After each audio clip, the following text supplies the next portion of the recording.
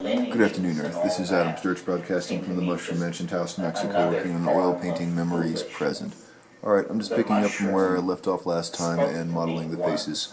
I'm going to drop in some iris pupil things with the compass on these upper and lower eyes there.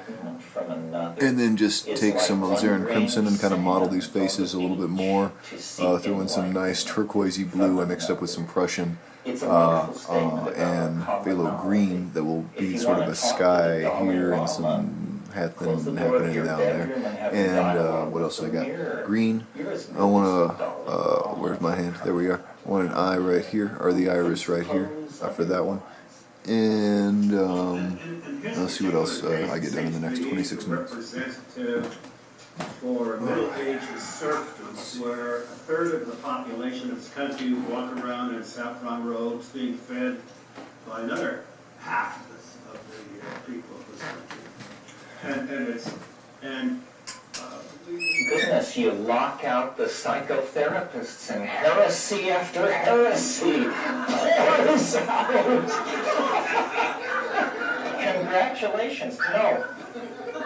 No, I mean, I think Tibet should not be ruled by China. I also think that God kings are a thing of the past. I'm against religious theogonies. I don't want to see Israel ruled by a bunch of mumbling Hasids either. It's fine, Hasidism, Mahayana Buddhism. These are fine things, but not to aspire to temporal power. Good grief. So, the Dalai Lama's reluctance to envision a democratic Tibet has caused me to not feel a lot of wind at my back to try and sort out that particular political catfight, which has been going on for centuries and centuries. I'm a Jeffersonian Democrat of some sort. I really believe that if it doesn't liberate and serve the individual, no matter how attractive it is, no matter how traditional it is, no matter how majestic its pageants, how high-flown its philosophy, it's probably a foot on somebody's neck in the real world. And I'm not interested in that. Well, this is very interesting. I'm not informed in it, but I'll bet it's really rolling the apple cart in all kinds of places. Some of you may have seen in Tricycle a few months ago, there was Alan Bediner, who just lives down on the cliffs here. In fact, who I'm having lunch with is a very sincere Buddhist and a good journalist, and he took on the editing of a psychedelic issue of Tricycle. Well, let me lay it out. It's well known that many of the movers and shakers in American Buddhism had their roots in psychedelics in the 60s. And so he wanted to sort of reprise that, and I did an essay, and some other people did essays. And I really looked forward to it and thought it would be a warm community building. It shows you how even at the depth of my cynicism, there is still a grain of naivete. I thought it would be a good thing. Well, they just completely just dumped on by all these people. And people wrote in who I have seen loaded out of their minds and said, this is terrible and it shouldn't be there. And I said Buddhism without psychedelics is armchair Buddhism. How can you possibly know anything about these modalities if you sit there shastras to the eyebrows and never actually push off into the ocean of mind? That's what it's about. That's how I've always seen it. Turned out people thought that was just benighted as a viewpoint, shouldn't have even been allowed. Why do you let Terence McKenna have a public forum in the pages of this magazine? On and on and on. So then I realized, well, okay, this was a community just one over from our community that I thought we could surely build bridges to. We're all transcendentalists. We're all, all these things. Not. So once again, it was handed back to me on a plate how unwelcome the psychedelic viewpoint is and how uptight people get. And all those people who came to spirituality through psychedelics essentially turned it into well-paying careers as abbesses and monks and publishers and purveyors then of something which, you know, having been raised Catholic, the smell of the incense, the heavy velvet, the tinkling of the brass, I didn't feel I'd moved far at all. I'm sorry I interrupted you.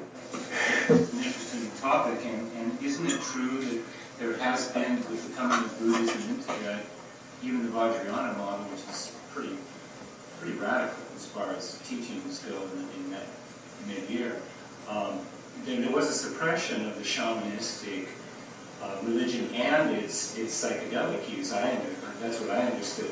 It wasn't a heavy suppression, but it was pretty much frowned on and trying to be.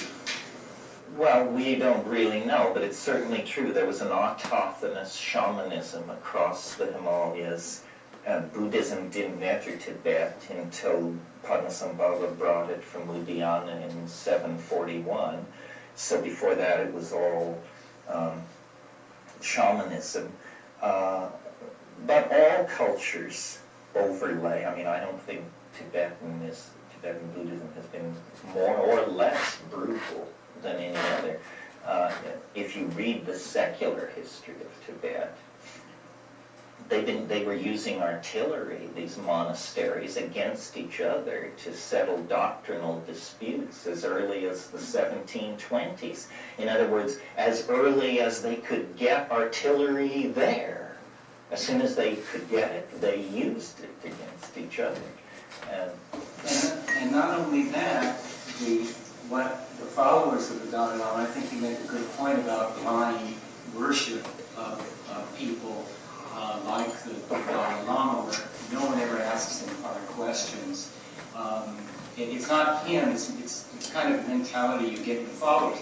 And none of them will tell you, I don't even think they know, but if they know, they won't tell you that if you ask, how did the Dalai Lama, was the Dalai Lama always the religious, the spiritual, and the secular political head of his nation? Oh, I don't know. Well, as a matter of fact, he wasn't. Well, how did he get that way? Oh, we don't know. Well, the way he got that way was the fifth Dalai Lama got the Mongol troops on his side and took over at gunpoint. Well, this is what I'm saying. The secular history of Tibet does not exhibit compassion, enlightenment, or anything else. Found a way to go to the other side and get help and bring in and heal people with some kind of supernatural ability or ability beyond me with the bag of mushrooms and the mirror. You mean, do people do it without recourse to drugs? No. What do you mean? You mean, are there people of special talent and ability? Well, yeah, but I mean, when I say special, I'm talking special. Do you mean, are there people who violate the laws of known physics?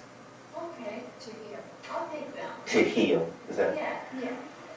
Well, maybe you don't have to violate the laws of known physics to heal. Well, this was really the question that drove my intellectual quest.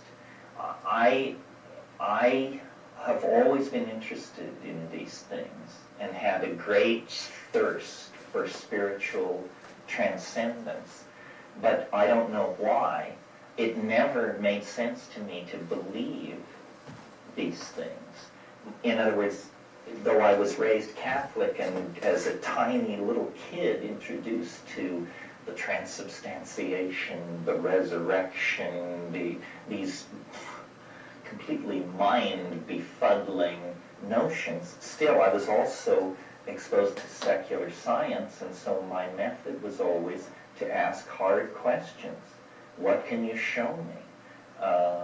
And I, as an 11 to 14-year-old, practiced ceremonial magic to no great avail, I might add.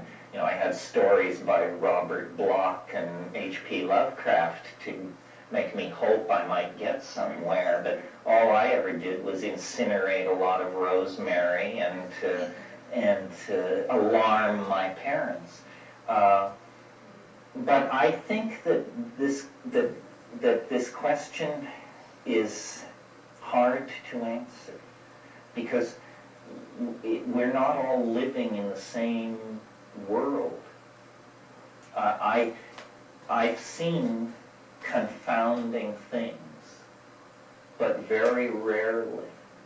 But truly they were real. They were so real that I believed them to be real. And I'm the toughest nut to crack I've ever met.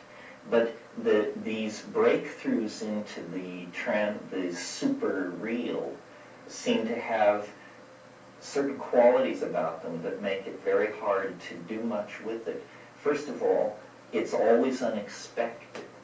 No matter how much you expect it, it's unexpected. No matter how hard you're scanning, it can come from behind. The other thing is, and I don't quite understand how this works, but it only happens when your guard is down. In other words, it always has a quality of, it always requires a certain quality of unconsciousness on the part of the experience. This is why I think beginners get so far. There really is something called beginner's luck. My daughter, who I haven't seen for a while, is coming today, and it caused me to think of an incident that happened to she and I years ago here at Esalen. And it's a story which makes no sense whatsoever, but it really, truly happened, as far as I can tell. But it has all the qualities that bedevil this kind of thing. And what it was I was, as I am now, scholar in residence. It must have been some 10 years or so, 8 years or so ago. So Clea would have been like 9, and I would have been 40. So we were both younger and more naive. And it was dinner time at the lodge, and it was this time of year and this time of weather. And the fog had been coming all day in and out in the garden. And it was, and we genuflect here, God love him, to Carlos Castaneda, it was that very strange time of day, which only lasts a few minutes between daytime and nighttime, the crack between the world, I believe. It's interesting in South America and also in Hawaii, at precisely that moment, every day there are certain species of Lepidoptera that rearrange themselves. In other words, that come out from wherever they've been hiding for 24 hours, fly around furiously for 5 minutes, and then disappear again for 24 hours. But anyway, it was precisely that time of day, and the fog was coming in and out of the garden, and we were not in a mood for anything peculiar. We were intent on dinner, and we were walking the path through the garden, and suddenly, as this fog moved and cleared, coming down one of the rows was a bunny, a small rabbit, except that it had very small, short horns. Now, some of you may know the creature called the jackalope. The jackalope is a large jackrabbit with a pair of antelope horns, and it is a creature known only to exist above certain low-class bars scattered across California and Oregon. It's up on the wall, the jackalope. It's something you kid tourists with. As far as I could see, this was a baby jackalope about this high, and it crossed the trail no more than 5 feet in front of us. we both saw it, and our attitude was not amazement or an awareness that we were entering into a paranormal dimension. Both of us, I think our reaction was, come on. And then immediately behind it was a man, a very thin, not particularly healthy looking man with a shaved head, wearing something like a gray running suit. And he was running crouched. He was with his hands out like this. He was trying to catch the jack-a-bunny. And when he saw us, he appeared very confused and stood up and turned and walked the other way. And I just took her by the elbow and I said, let's get out of here. And then we went to dinner, and we've talked about it immediately after and since. And as far as anybody can reason, Battery died. Forgot to check it. Okay, take two. maybe we're actually starting something here that will last so long that for the next 5,000 years, people will relate to the Esalen Garden, and that somehow it's a nexus for others on strange missions. Now, the other thing about that story that I like, or that relieved me, is I guess the way to put it, is notice that it's absurd. And by being absurd, it's self-canceling. Suppose instead of a jackalope, which is an absurd creature to begin with, suppose it had been a gray of the wraparound eye type that are apparently trading high technology to the government for human fetal tissue, those people, then you would have had a real dilemma on your hands, because grays are objects of cultural fascination. In other words, if you see a gray, you just become part of a statistical body of people who've seen one. And so it's like more problematic. It's not that it's a non-reality, it's that it's a sort of a non-reality. This is, I think, part of the clue to understanding alien abductions and the way we generate information.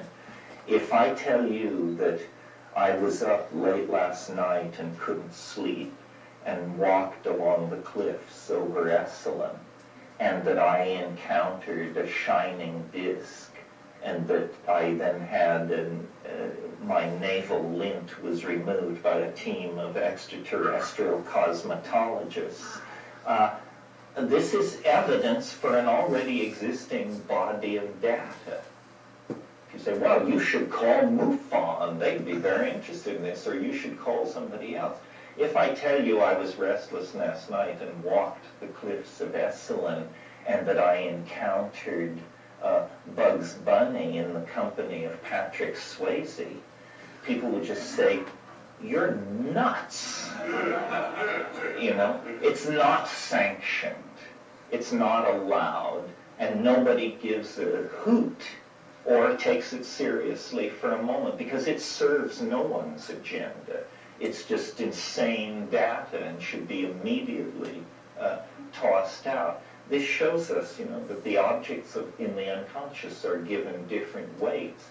And you can tell a crazy story and join a self-help group, but if your story is too crazy, they won't have a group for you. They'll have a cell for you. So it's worth bearing in mind. Let's be generous here.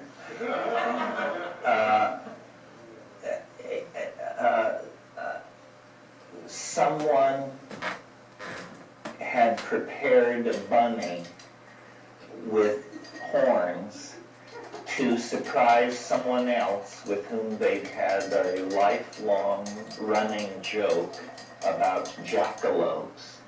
and they had arrived at Esalen for the surprise birthday party of this person and realized that the bunny was frantic because it hadn't eaten on the long trip. So they took the jacket bunny in its cage down to the garden to steal some lettuce for it. And in the fog and in the effort not to be seen, the bunny escaped with its horns in place. And this person, who probably didn't have a gate pass anyway, could see the whole situation getting out of hand and was frantically trying to capture the horned bunny and get it back in its... So you could say, gee, what a party pooper this guy is. Well, yeah, but we're trying to save the laws of physics and reason here, for crying out loud. But I have to tell you, that doesn't feel right for what it is. It felt to me like, I don't know, we all live in private Idahos. And somehow I was in somebody else's private Idaho for a moment against my will. But I think we should always prefer the simplest explanation. Sometimes the simple explanation, like in a case like that, is maddeningly complex in itself. But if you don't believe that's what's happened, well then what do you believe? Do you believe that mythological animals are a potential infestation problem in the Esalen Gardens? Or just where do you draw the line? You know, if you want to know, like if you have a simple scientific question that you want to answer, like let's say here you have a wire and you want to know how much current is flowing through the wire. So you measure it with a voltage meter. And if you're doing it scientifically, you'll measure it 1,000 times. Then you'll add those numbers together. Then you'll divide by 1,000. Then you get the voltage running through the line. Well, now, it's not uncommon when you carry out this procedure that 998 of your measurements will tell you that between 4.5 and 6 volts are running through the line. But 2 of your 1,000 observations will tell you that 75 watts in one case, and in another 240 watts are running through the line. When a scientist looks at this series of measurements, the first thing they do is say, well, look, there are 2 anomalous measurements. Everything else was fluctuating between 4.5 and 6. These were way out of scale. Throw them out. Get rid of that. There's something wrong. That's bogus. Can't be. And then you get the voltage running through the line. Now, we do it in the sociological domain in the completely opposite fashion. Tonight, 1,000 people or more, just I'm picking a number, will stare at the night sky and see what has always been there. 2 people will see mile-long spacecraft with violet running lights and accompanied by strange music and a message for mankind. Now, what should we do with these 2 out of 1,000 people? Should we put them on Opry? Should we rush their story to the cover of every tabloid outlet on Earth? Or that's what actually happens. In other words, in the sociological world, we seek to amplify novelty because we're fascinated by it. But then we get false readings of reality because we've raised the, we've made the novelty stand out too much. The fact is that information is a degradable medium, and it collapses into contradiction and absurdity often. If you analyze your own conversation over a course of a day, it's largely grunts and nods. We don't really engage for verbal communication all that much of our waking time. and yet we assume that we're doing it constantly.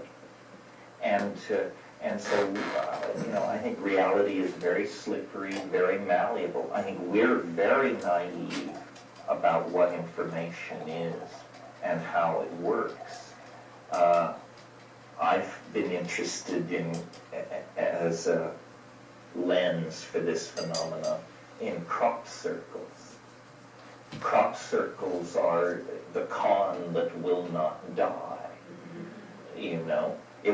No matter how many people come forward and admit that they've made them and fully confess, the meme is launched, and tours go from LA to taking the cognoscenti of the City of Angels to visit the crushed wheat of Devon, and then draw conclusions from it.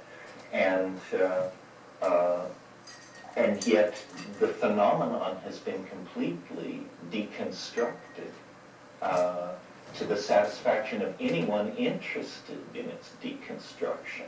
It just turns out a lot of people aren't.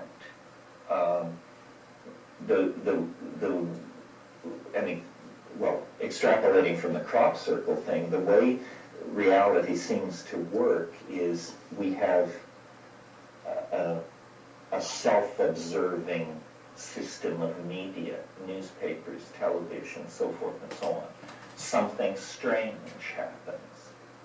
A block of ice falls in a field, a peculiar pattern in a crop. A frightened rural person has some kind of strange experience. The local press prints this. Then people called stringers cull that local press environment for interesting stories. In other words, stories that people would be interested in Argentina and Australia, just for their weirdness and their human interest.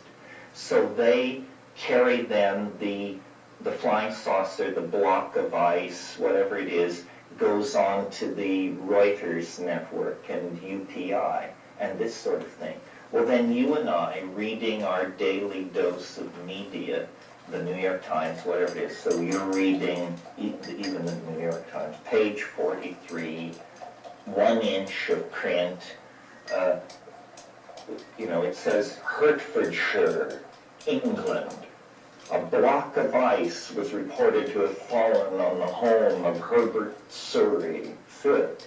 Well, so you think, oh, that's interesting. Let's see how my Adobe stock's doing. What's Dilbert up to? And you, in other words, it's nothing to you. But of the millions of people who will read the New York Times, some few will say, aha, this dovetails with the astrological calculations I've been doing recently and my this theory I've had, and this piece of data is important to the construction and maintenance of my worldview. So they drive there, fly there, go there to this place. Well, now, the only other human beings who are interested in this phenomenon at this point are journalists. And journalists, God bless them, have to have a story. So if your editor says to you, a block of ice has fallen on a farmhouse in Cheshire, go get the story. You drive out there, and of course, there's nothing. There's now a mud puddle, the block of ice, having been bottled for its curative powers or whatever. And there's nothing there, there's no story, except that the person who resonated with the phenomenon has also arrived at the site. This is where the marriage in hell takes place. The press meets the nut over the corpus delicti of the anomalous event. And the press guy says, my God, we drove miles to get here. I'm on deadline. There's no story. There's no picture. Who are you? To to the person in residence and say, well, I'm Dr. So-and-so of the Advanced Institute of Auric Physics, which I founded, and I've published numerous books, all of which I self-published, and I'm very close friends with Terence McKenna and the Dalai Lama, and I know what's going on here. And say, okay, what's going on? Say, well, this is cosmic retribution for. Alright, so that sets that up with the next layer. We'll see where it goes from here. Thanks for watching. That's Adam Sturch podcasting from the Mushroom Mansion, Taos, Mexico. Working on oil painting memories present.